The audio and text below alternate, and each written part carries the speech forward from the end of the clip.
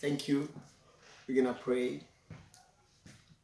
Father in the heaven, we bless your name for your presence in this time, in this area. I let my sister, my brother in your hand, Jesus. Holy Ghost, take position for your heart, Lord. We need to take something important from to you now. Open my heart and to see how your word, God, is working inside me. Lord, let this word give me solution about everything, God, I mean in front of you, Lord. Thank you, Jesus. I said thank you and amen. Amen. Papa na Israël, na komisio, na tondi yo Nzambe, na tiki tan muke to partager lo bana Nzambe na kata mabuku na yo.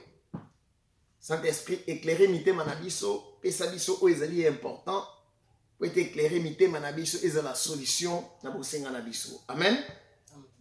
Bon, na lingi to partager verset moko, mais na ko expliquer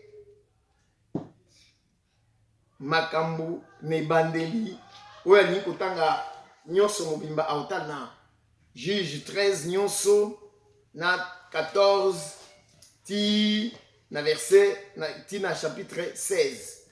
Menga na sepeli toza verset moko na Juge 16 verset 22 à 29.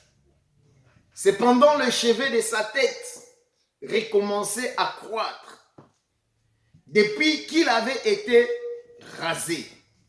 Or, les princes des Philistins s'assemblèrent pour offrir un grand sacrifice à Dagon, leur dieu. Pour se réjouir, ils disaient, notre Dieu a livré entre nos mains Samson, notre ennemi. Alléluia. Amen. Bon, bien aimé, il dit solo eux na kanisi boyebi yango, mais na lingi to partager. Na ozabi no tango mingi te 20 minutes à pamba. Awa Bible ezoloba boye. Ekomaki na tango suki na ye ebandi kobota malisusu katikati na mutu. Banda uta bakataka ye suki.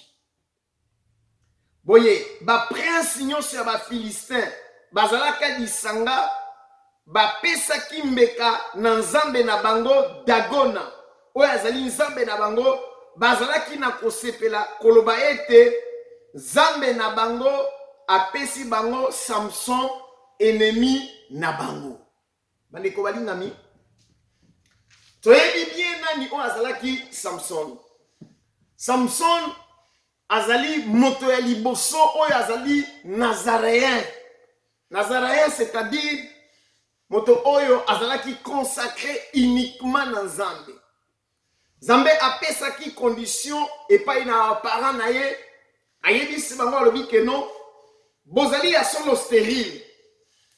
Mais boyebake bokobota mwana moko. Mwana wana akomelaka masanga ya makasi te.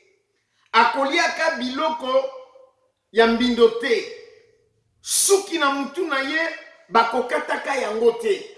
Mwana wana azali uniquement pona Nzambe. Bien-aimé dans le Seigneur, Samson azali ko représenter mon Christ nyonso azali na kati na mokili. Bible dit que Samson azalaki vaillant, azalaki très puissant, très fort. Mais Samson azalaki la faiblesse na ye. Bible ezoloba Samson akendeki na kokuta milenge moko ya mwasi azalaki Philistin. Ye akei ko présenter pa na ba parents na ye po ete abala ye. Ba parents na ye ba yebisaki babi ke est-ce que na kati na Israël basi bazali te, mais lokola na mutu makasi na ye aboyi ko katole ba parents na ye esalaki ete Delila atiaki Samson na ba piège ebele ti à tel point que Samson aye kobimisa secret na ye na butu wana basaleli Samson bambiscade na ba ebele nyonso ba ambisika nyonso zeko sela Samson bazali kokoka ete me ya mbala ya suka baye kokoka Samson. Bible ezoloba ke bakangaki Samson bakataki esuki parce que secret ya Samson ezaki na kati na suki. Donc na kati na mutu na Samson suki na ye ezali yango te nde ezalaki koproduire miracle, mais suki na ye ezalaki elembo na alliance na ye na Nzambe. Alléluia. Bible ezali koloba boye na tango bakataki suki ya Samson bacholaki Samson bafingaki Samson balobaki mabe mpona ntina na Samson banyokolaki ye batiaki na kati na prison boye mwana mobali oyo amonaki pasi na ndenge akosakana te.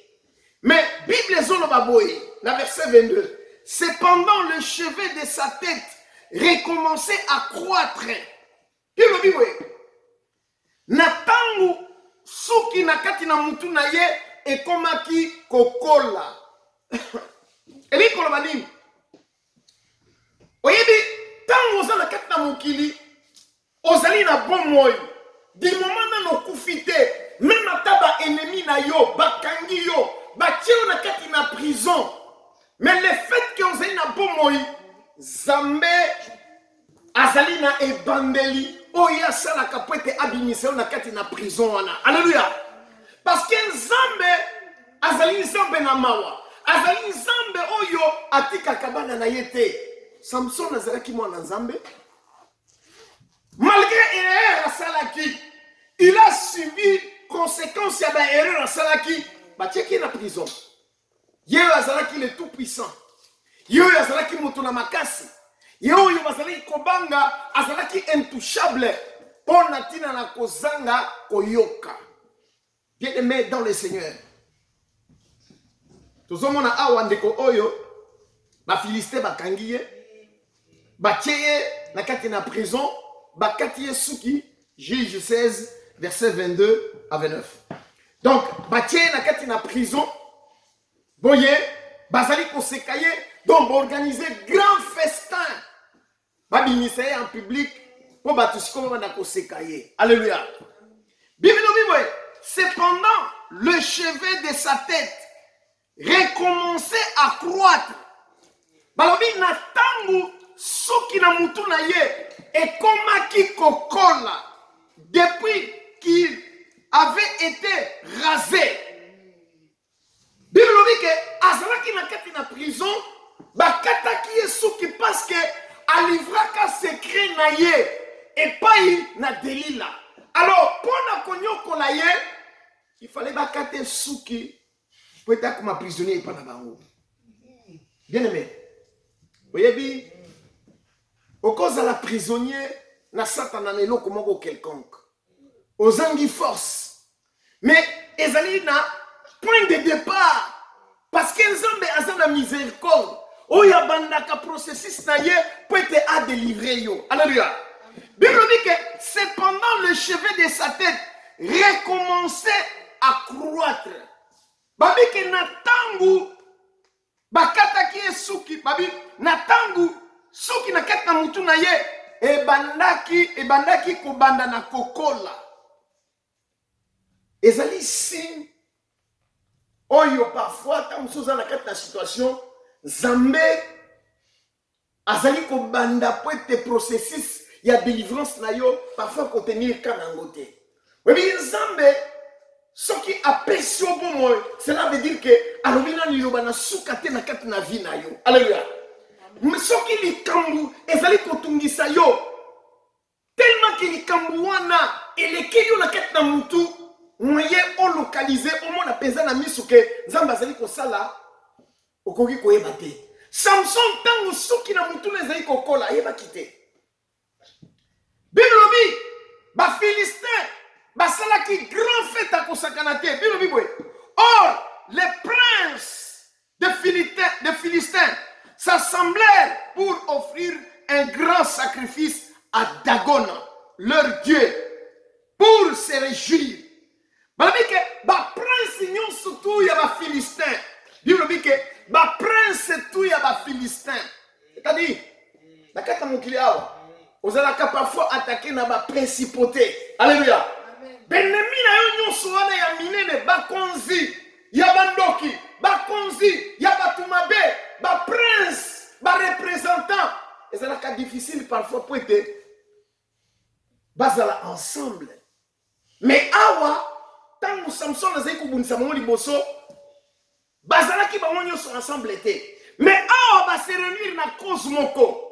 Omoni tango yo ozala kete na difficulté bato mosusu bazali koseka yo. De même mpe awa Samson azali na kete na difficulté bazali koseka ye.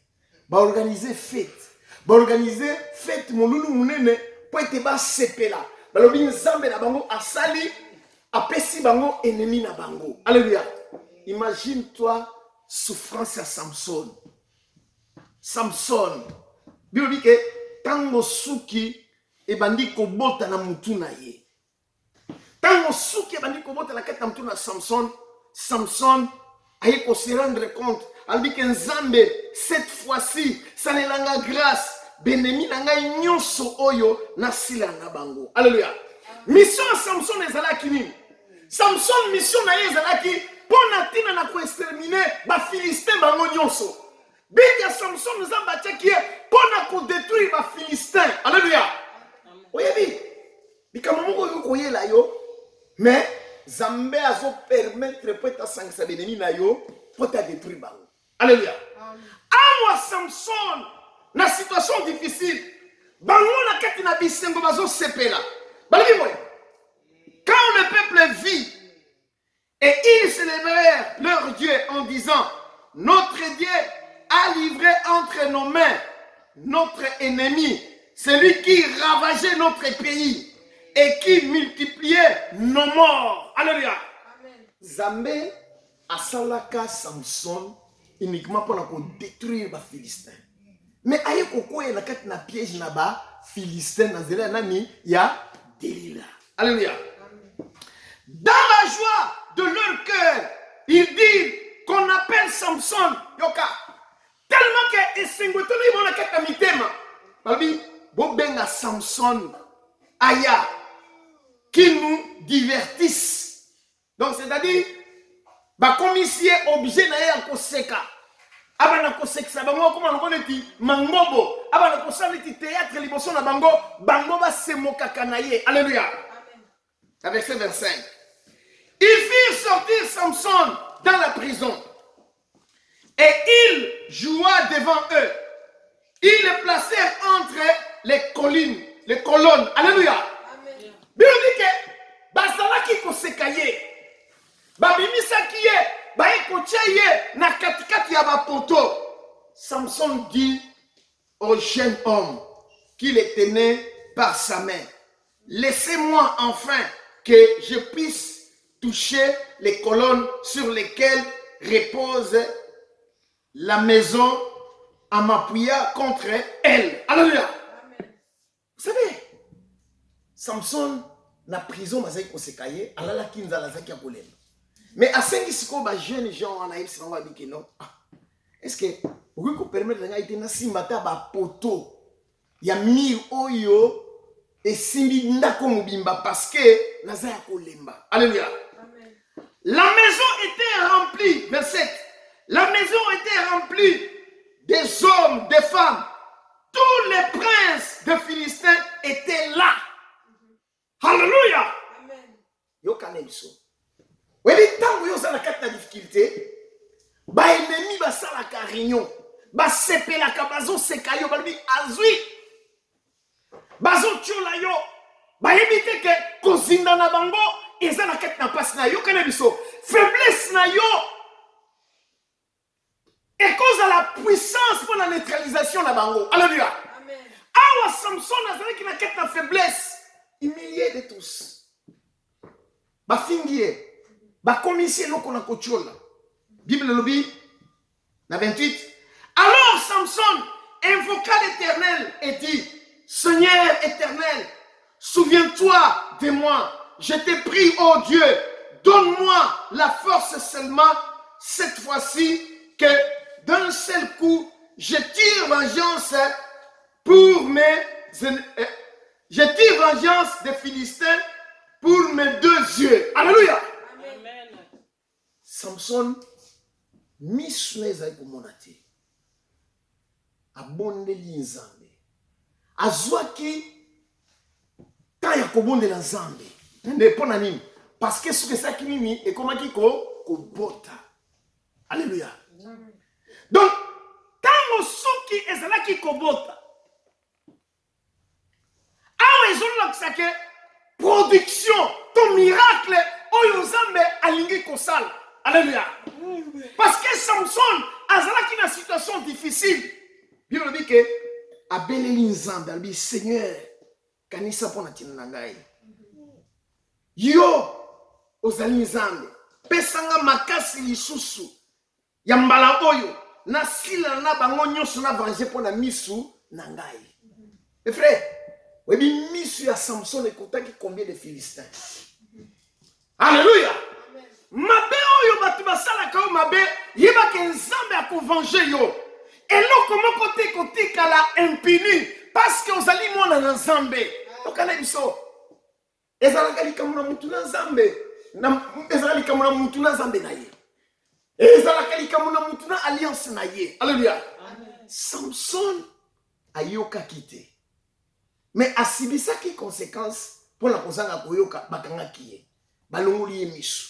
Mais bayini na ye. Ba bazalaki ko sepela. Bible dit que bango nyonso bazalaki rassemblé. Tant que Samson a bendi ba poto wana. Bango nyonso wana. Bible dit que ba kufa basila monarchie nyonso esila. Alléluia. Royauté nyonso esila. Bokonzi nyonso esila. Cela veut dire na pasi nozomona lelo. Nzambe akosilisa ba ennemi na yo. Bao nyonso bazali kon vouloir yo. Parce que azali Nzambe. Nzambe soka lobi avangele yo. Atikaka désordre monnaie na kati na kana ennemi. Alléluia. Na verset 29 Babylone. Samson embrassa les 2 colonnes du milieu sur lesquelles reposa la maison et il s'appuya contre elle. L'une était à sa droite, l'autre à sa gauche. Samson dit que je meure avec les Philistins. Il se pencha fortement et la maison tomba sur les Philistins et sur tout le peuple qui était. Alléluia. Amen. Bible zobabwe tango abendi kaka ba poto wana. Bango nyonso ba Philistins bazalaki Bible dit que batu bazalaki nini ebele na ba prince na bango. Bango nyonso bazalaki nini bakufaki. Mission ya Samson ezalaki nini et pas Nazam. Nzambe asalaka Samson pona ko détruire ba ennemi ya Israël. Alléluia. C'est ainsi mes frères. Yebake mawana Nzambe silaka te. Peu n'importe la situation koza na yango. Tango yo okutani na kati na situation telema. Samson Bible dit que cependant le cheveu de sa tête recommençait à se croître. Alléluia. Donc tango soki na kati na mutu na ye ekomaki kokola asanta qui force. Cela veut dire les vouloir les faire dans ça en 4-4 monsieur Zelani Nzambe. Ko abandonner jamais Nzambe te na kati na situation zana yango. Même ata eza munene nini quelque part lokolo zana bomoi Nzambe wana kosala nini obika ozwa solution na kati na likambo yango. Alléluia. Totali Samson a Philistin bazaki na biyenga kosekana te. Ba sepelaki balbia o esili menzoka bakosani ke bakokende na bango elongo. Parce que mission Samson ezalaki nini aboma Philistin bango nyonso. Dieu avait vengé Samson. C'est ainsi mes frères. Azali ko exhorter na tongo na lelo. Yebake Nzambe atiki yo te. Peu n'importe situation yo kozala ngo na kati na vie na yo. Yebaka ke tango yo zai na bomoi Nzambe akosuscité kaka eloko moko po ete obima na kati na situation difficile ozali na yango. Jamais akoki kotika yo. Nzambe azali nzambe o azali nzambe miséricordieux. Peu n'importe situation na yo. Lokola eloko moko etikali katikati na yo osili te oza na bomoi nzambe wana aza na bomoi akosala na yo. C'est ainsi tokangi miso na biso tozobondela papa na Israël tokumisi yo totondi yo nzambe natiki lilobo moke nzambe na kati na maboko na yo natiki peuple na yo nzambe partout esika bazali bakorecevoir lilobo nzambe tikete liloba oyo nzambe est fortifié moto nyonso oyo azali na situation difficile Seigneur tika ete atelema lisusu a marché na yo nzambe parce que ozali nzambe na bomoi Seigneur du moment que tozali na bomoi nzambe nanu o décidé likolo na moko te nzambe tu as quelque chose à faire avec nous merci Seigneur na liloba oyo tika ete okumisa nzambe na biso nyonso na kombo kitoko na Yesu Christ mokozo bix na biso gloire et louange à toi Seigneur Jésus que Dieu vous bénisse.